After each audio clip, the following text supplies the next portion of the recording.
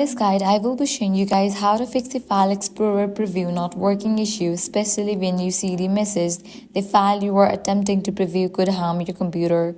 Let's get started. First, go to your taskbar, then search for Windows PowerShell. When it appears, right-click on it and select Run as Administrator.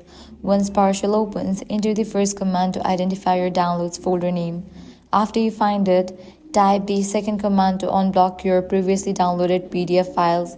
Make sure to replace the folder name in the command with your actual downloads folder name.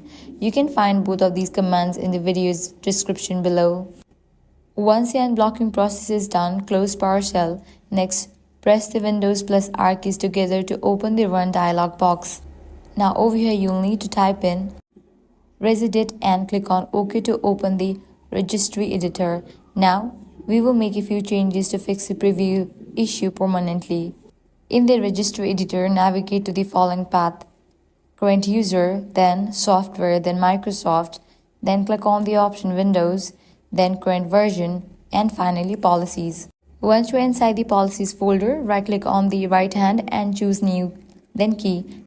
Name this new key as Attachments, then click inside the new key area, right-click again and choose New, the word 32-bit value. Name this value Save Journal Information.